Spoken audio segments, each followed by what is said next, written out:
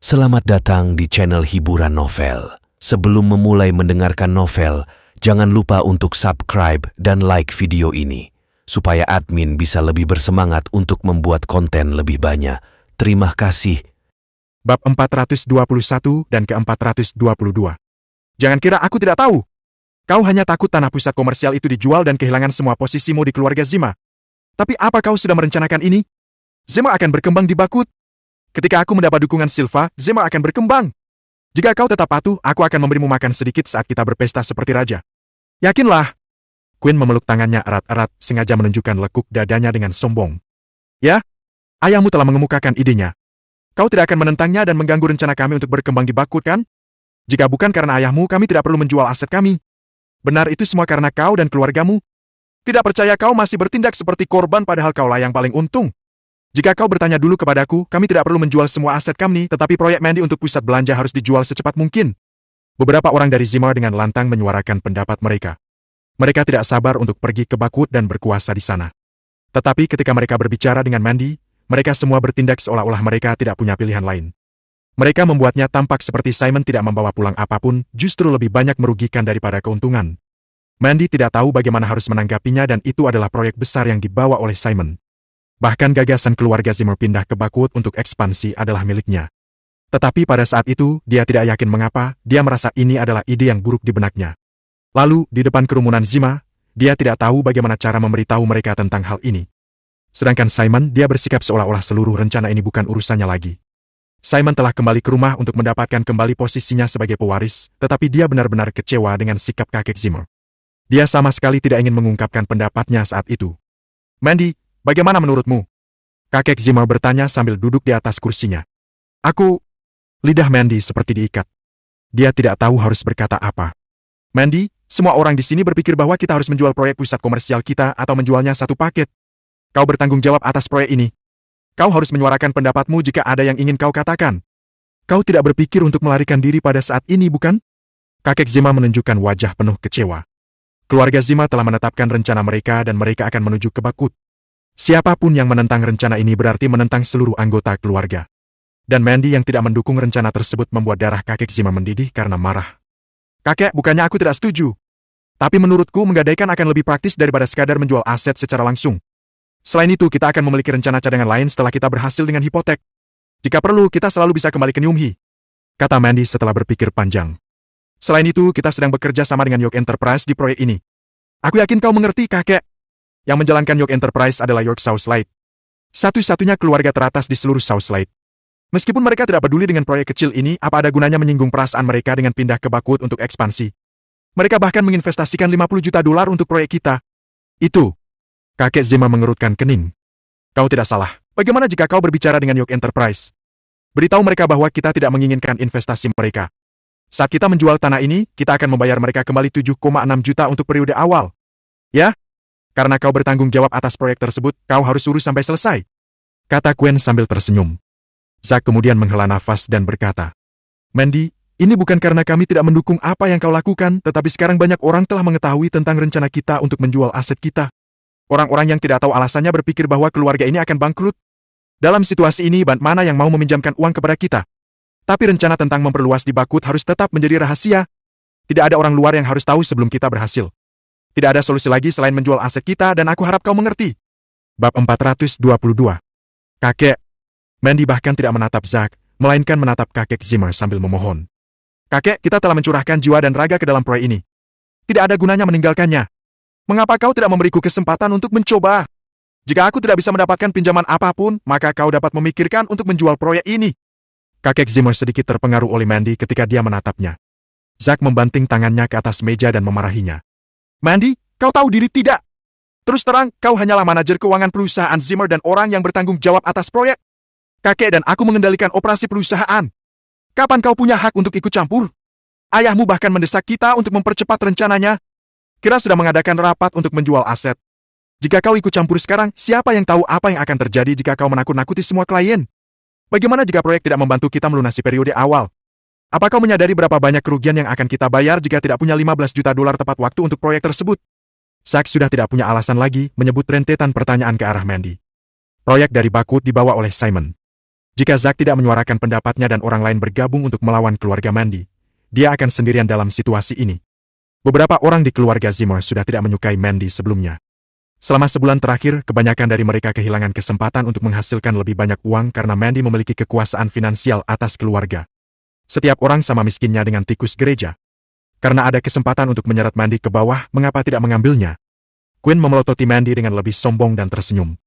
Oh Mandy, jangan menyalahkan semua orang karena tidak berada di pihakmu. Siapa yang meminta suamimu begitu susah? Jika dia sukses dan memiliki status yang tinggi seperti calon suamiku, bahkan tidak perlu menggadaikan proyek pusat komersial, tidak ada yang akan mengorbankan apapun jika kau menginginkan proyek itu sendirian. Jadi terima saja takdirmu. Jangan salahkan kami, salahkan suamimu karena begitu miskin. Dan tahu dirilah. Jangan pernah mencoba mengganggu ekspansi keluarga lagi. Apa kau mengerti? Quinn merasa wajar untuk mengatakan semua itu, sementara orang lain di keluarga Zimmer berulang kali mengangguk setuju. Tidak peduli betapa berbakatnya Mandy, dia hanyalah produk gagal. Suaminya yang miskin tidak ada gunanya sama sekali, beraninya dia bahkan mencoba menyatakan pendapatnya pada pertemuan yang akan memutuskan perluasan keluarga. Konyol. Tidak lihat posisinya di keluarga sekarang.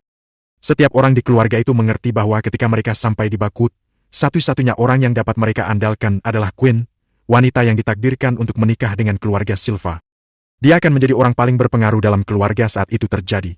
Dan Mandy dengan posisi kekuasaan tinggi pada saat itu akan dianggap sebagai orang luar ketika mereka sampai di Bakut. Seperti gas di angin. Mandy mengerti bagaimana perasaan semua orang dan tidak tahu bagaimana menanggapinya. Dia telah mencurahkan hati dan jiwanya ke dalam proyek itu. Sarannya juga hanya demi masa depan keluarga. Tetapi orang-orang itu tidak memahami rasa sakitnya, malah mengira dia hanya berusaha menjaga kekuasaannya. Saat itu, Mandy merasa tidak berdaya. Dia berharap ada bahu yang bisa disandarkan. Seseorang yang mendukungnya dan mengatakan kepadanya bahwa apa yang dia lakukan adalah benar, dan dia harus terus melakukannya.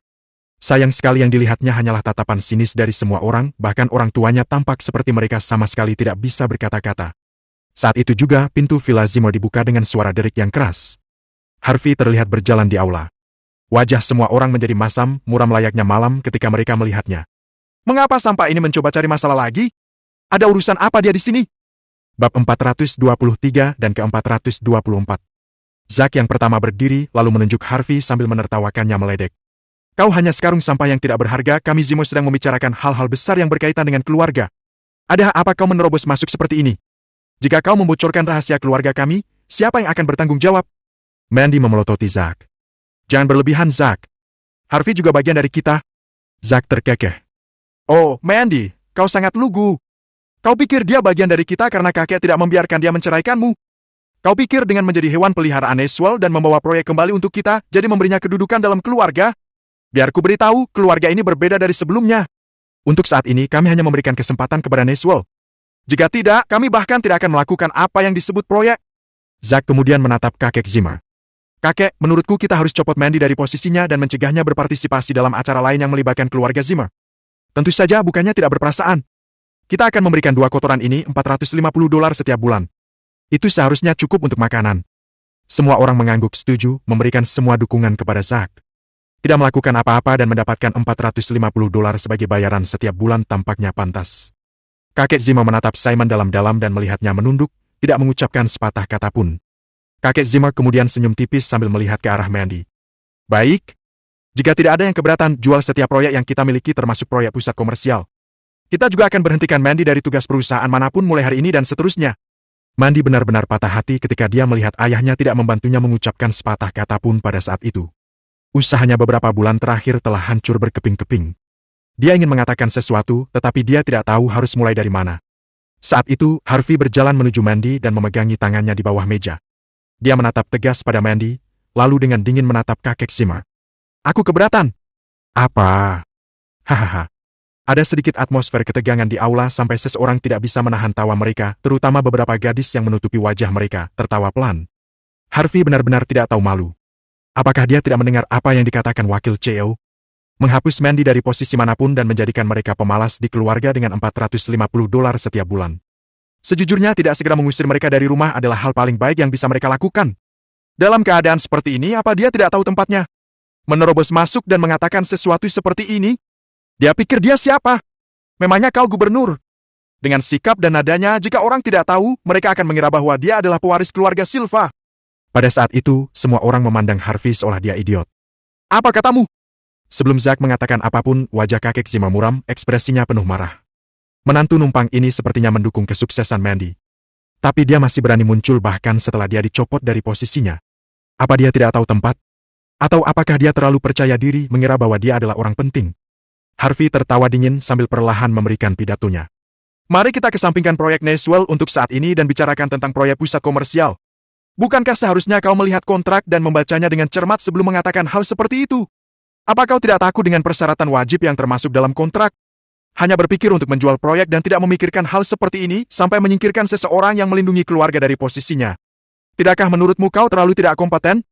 Kakek Zima memelototi Harvey dengan wajah muram dan dengan dingin berkata. Jadi, maksudmu aku tidak kompeten? Bab 424. Harvey ingin melanjutkan pidatonya. Tetapi Zack tidak bisa menahan amarahnya. Dia memukul meja dan memarahi Harvey dengan kasar sambil menunjuk ke arahnya. Kau pikir kau ini siapa? Apa tukang numpang sepertimu untuk mempertanyakan keputusan yang sudah dibuat oleh kakekku? Harvey dengan dingin menatap Zack. Zack, betapa bodohnya dirimu. Aku ingatkan, sebelum kau membuat keputusan seperti ini, periksa kontrak yang kau tanda tangani dulu. York Enterprise bukan sekadar perusahaan sembarangan di jalanan. Kau pikir kau bisa mendapatkan investasi dari mereka secara cuma-cuma? Jual proyek apapun yang ingin kau jual. Kau benar-benar percaya bahwa ketika kau mendapat dukungan dari Silva, kau dapat melakukan apapun yang kau inginkan di depan Yorks? Kau bahkan belum menyelesaikan semuanya dan kau sudah membuat keputusan gegabah dan terburu-buru. Aku tidak mengerti bagaimana orang kotor sepertimu bisa menjadi wakil CEO keluarga Zima. Sial! Zack sangat marah, siap untuk memukul Harvey. Tapi dia benar-benar dipukuli saat terakhir kali dia melakukannya. Dia meringkuk saat mengingat itu. Dia hanya bisa memelototi Harvey dengan kesal pada saat itu dengan ekspresi ingin mengulitinya hidup-hidup. Harvey melihat sekelilingnya lalu mengarahkan pandangannya ke Simon. Ayah, bukannya aku meragukanmu, tetapi bukankah menurutmu para Silva terlalu baik kepada kita? Mereka tidak hanya setuju untuk berkolaborasi dengan Zima, tetapi mereka juga mengizinkan kami memiliki 51% dari semua saham. Semua ini tampaknya terlalu muluk-muluk, bukankah menurutmu itu agak mencurigakan?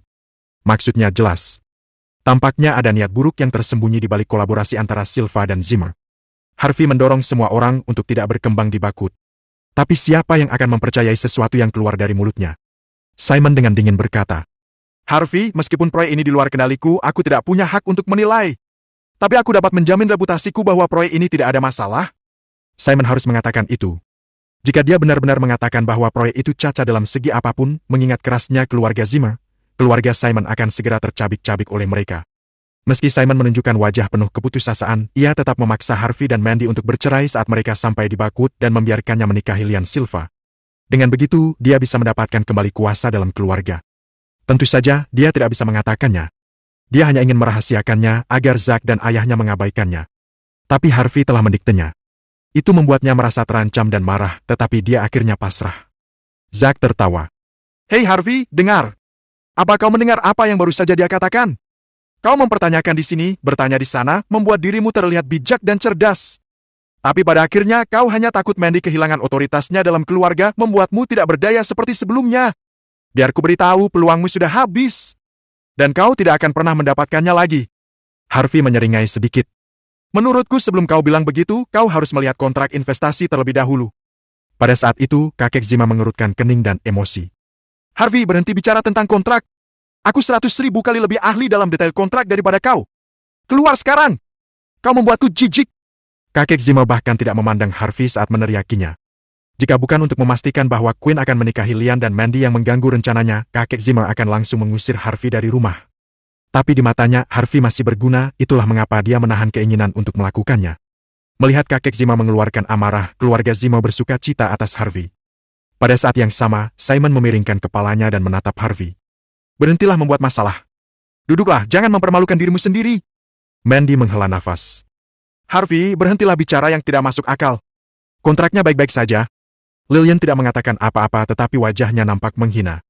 Kotoran ini benar-benar tidak ada gunanya dari awal sampai akhir, hanya menyebabkan banyak kerugian daripada untung. Harvey merasakan tatapan semua orang, tapi dia berdiri tegak. Baiklah, itu sudah cukup. Mandy, jaga suamimu atau aku bahkan tidak akan memberimu $450 per bulan. Kakek Zima telah membuat keputusan terakhirnya. Semua orang berdiri, hendak pergi. Tunggu dulu! Suara angkuh bergema di luar aula villa. Bab 425 dan ke-426. Sosok ramping berjalan di aula. Ivan Zephyr. Dia tidak memakai riasan, dengan jeans dan kemeja putih dipasangkan dengan kacamata dengan bingkai hitam dan kuncir kuda. Meski begitu, dia tampak mempesona dan memikat. Kemurnian dan keinginan terpancar dari sosoknya. Tatapan semua orang terpaku padanya. Begitu Evan muncul, aula itu langsung sunyi. Sementara semua orang terkejut, mereka semua bisa menebak apa yang telah terjadi. Mungkin Evan mewakili York Enterprise untuk mengkritik mereka. Di saat yang sama mata para pria berbinar saat mereka menatap Evan. Dia memang cantik, terlalu cantik, sosoknya sangat memikat. Jika sebelumnya keluarga Zimo tidak akan berani melihatnya. Tetapi hari itu berbeda, mereka akan menjadi keluarga besar di Bakut. Mereka berpikir bahwa mereka mungkin memiliki kesempatan untuk mendapatkan wanita seperti dia. Zack menunjukkan ekspresi yang paling cabul. Dia sudah memikirkannya. Ketika dia menyelesaikan semua yang dia butuhkan di Bakut, dia akan melakukan apapun hanya untuk mendapatkan wanita ini. Oh, Nona Xavier. Silakan duduk. Kakek Zimo bingung, tapi dia adalah pria yang berpengalaman. Dia langsung menyapanya dengan senyum lebar. Meskipun keluarga Zimo hendak mengakhiri kontrak dengan York Enterprise memiliki status yang tinggi. Karena Evan tiba, mereka tidak akan mengabaikan kehadirannya. Mandy bingung ketika dia melihat Evan datang dan dia ingin meminta maaf. Evan memang banyak membantunya dalam investasi, tetapi sekarang keluarga Zimo ingin menjual proyek tanpa persetujuan York Enterprise. Meskipun kata-kata hampir keluar dari mulutnya, dia tidak bisa memaksa dirinya untuk berbicara. Evan tidak duduk melainkan berjalan menuju kakek Zimmer dengan sepatu hak tingginya. Bagaimanapun juga CEO-nya berdiri di sana, mana bisa dia duduk? Nona Xavier, kau di sini karena proyek pusat komersial benar. Aku sangat menyesal kita harus menjual proyek itu karena masalah arus kas kami. Tapi yakinlah Nona Xavier, kita tidak akan membiarkan York Enterprise rugi karenanya 7,6 juta itu akan dilunasi biaya pelanggaran kontrak juga. Kau tidak harus memaksa kami. Selain itu, kami sudah mencopot Mandy dari posisinya. Ini harus dihitung sebagai pernyataan untuk perusahaanmu benar. Kakek Zima tersenyum lebar. Mandy yang berdiri di samping sedikit gemetar, hatinya hancur. Dia tidak menyangka kakeknya akan mengatakan hal seperti itu di depan orang luar. Sepertinya dia memang menyerah padanya. Ekspresi Evan menjadi dingin. Kau pasti kakek Zima. Sayangnya, segala sesuatunya tidak sesederhana yang kau kira. Tidak semua orang bisa begitu saja mengambil uang dari York Enterprise. Hal yang sama berlaku sebaliknya, tidak ada yang bisa mengembalikan uang yang datang dari York Enterprise. Karena kami sangat menantikan proyek ini, kau harus melanjutkannya. Mengakhiri kontrak dan menjual proyek tanpa izin York Enterprise, aku hanya dapat memberitahu bahwa itu tidak mungkin. Setelah berhenti sebentar, Evan berjalan menuju Mandy sambil tersenyum, lalu dengan hormat berkata, Nay, Zema, jangan khawatir. Silakan lanjutkan proyek yang sedang dikerjakan. Nyatanya kau wajib melanjutkannya. Pembayaran untuk periode selanjutnya akan tiba pada waktunya. Apa? Kita bahkan tidak bisa mengembalikan uang mereka. Dan berkewajiban untuk melanjutkan? York Enterprise bahkan menuntut agar Mandy bertanggung jawab dalam proyek tersebut. Bagaimana York Enterprise bisa sekuat ini? Ini adalah proyek Zimmer. Bagaimana bisa mereka? Terima kasih telah mendengarkan cerita novel. Sampai ketemu kembali di video berikutnya.